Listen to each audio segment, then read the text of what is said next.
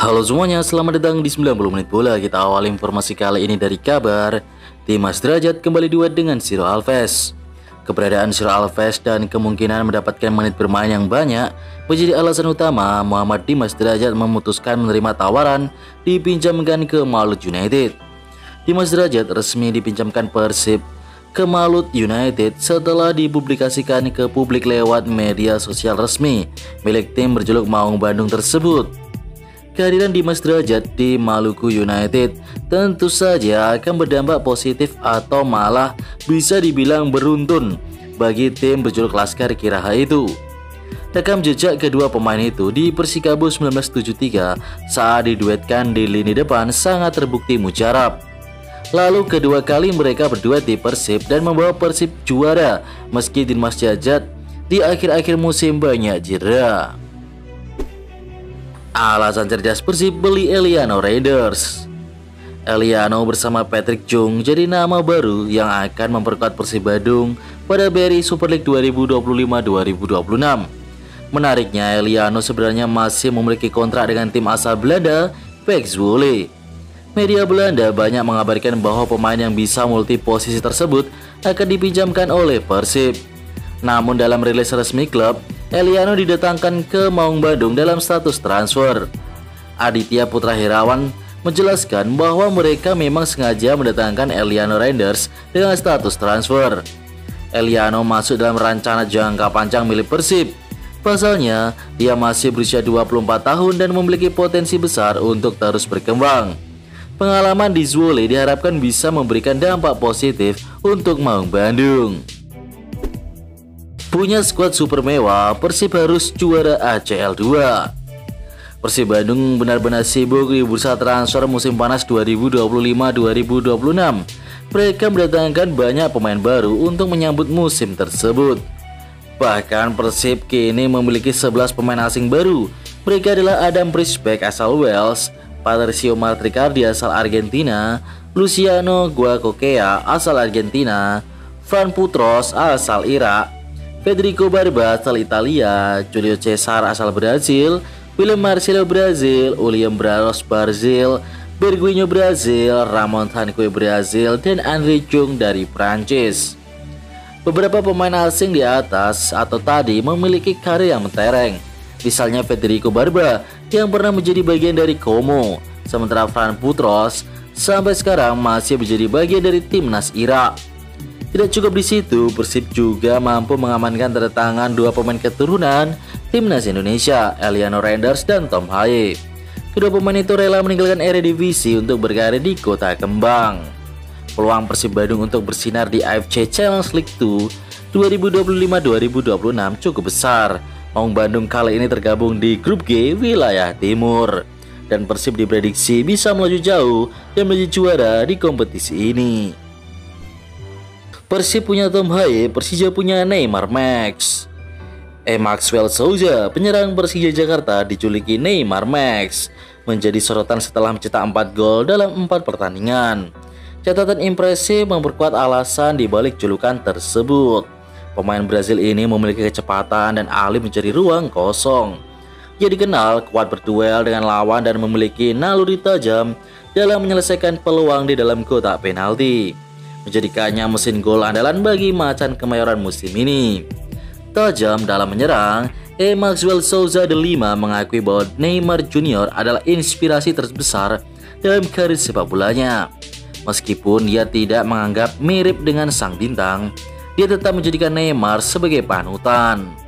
Sebelum menerima tawaran Persija, Maxwell melakukan riset mendalam. Dia mencari informasi melalui internet dan bertanya kepada teman-teman. Persija adalah klub terbesar di Indonesia dengan basis penggemar luar biasa fanatik. Target utama Maxwell membawa Persija menjadi juara BRI Super League. Dia datang dengan ambisi besar dan keyakinan untuk bisa membantu Persija mencapai puncak klasemen. Presiden Persebaya serukan perdamaian. Menyusul gelombang demonstrasi dan aksi massa yang terjadi berbagai daerah akhir-akhir ini, CEO Persebaya Azrul Ananda menyampaikan pesan khusus kepada seluruh pendukung Persebaya Bonek Mania untuk saling jaga satu sama lain. Dalam pesannya, Azrul menegaskan pentingnya menjaga persatuan baik di dalam maupun luar stadion. Teman-teman pendukung Persebaya di seluruh dunia, saya yakin perasaan kita semua sama. Campur aduk antara marah, kecewa, sekaligus prihatin, dan sedih dengan situasi yang sedang terjadi di negara kita tercinta.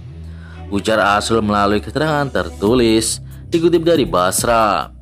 Putra sulung Dahlan Iskan itu juga meyakini aspirasi masyarakat sudah tersampaikan melalui aksi-aksi yang digelar beberapa hari terakhir ini.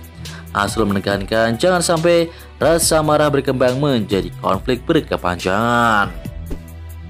3 faktor kunci Arema FC skuad murah tapi papan atas. Faktor pertama, lawan 3 klub promosi di awal musim.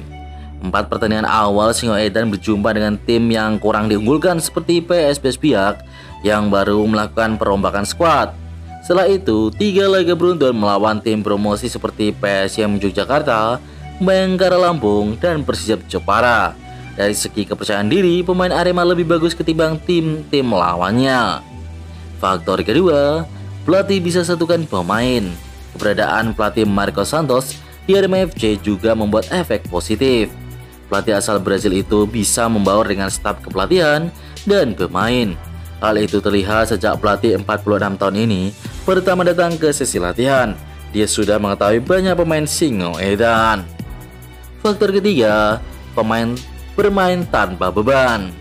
Singoedan selalu terseok-seok dalam 3 musim sebelumnya, membuat ekspektasi pendukung tidak terlalu tinggi. Ini membuat pemain Arema tidak punya beban sama sekali. Pemain Arema juga tampil tidak egois, sehingga striker mereka adalah Berito Luan benar-benar mendapatkan servis luar biasa dan jadi top skor sementara. Ian Mota kembali main, Arema ditinggal Betinho. Sanksi larangan bermain Legion asing Arema FC Ian Mota berakhir. Bek tengah asal Brazil itu bisa diturunkan saat Singoedan melawan tim kuat Dewa United 13 September nanti. Mantan pemain Persija Jakarta itu sebelumnya absen di laga pekan ketiga dan keempat akibat sanksi kartu merah langsung. Komite Disiplin PSSI memberikan sanksi tambahan kepada Mota berupa larangan 1 pertandingan dan denda 10 juta rupiah. Ia akan mendapatkan sanksi lebih berat apabila mengulangi hal serupa.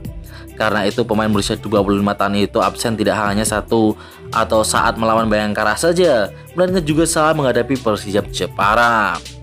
Sementara itu situasi berbeda dialami Betinho. Gelandang berusia 33 tahun itu dipastikan absen melawan Dewa United akibat kartu merah langsung. Lihat sanksi Mota, dia berpeluang absen lebih dari 1 laga. Calvin Verdong gabung raksasa Liga Prancis Lille. Bek timnas Indonesia Calvin Verdong resmi bergabung dengan tim Liga 1 Prancis Lille. Klub itu menggelontorkan 3 juta euro untuk mendapatkan jasa Verdong. Alasan utama Lille merekrut Verdong adalah untuk mengisi posisi bek kiri yang kemungkinan akan ditinggalkan Gabriel Gudmundsson.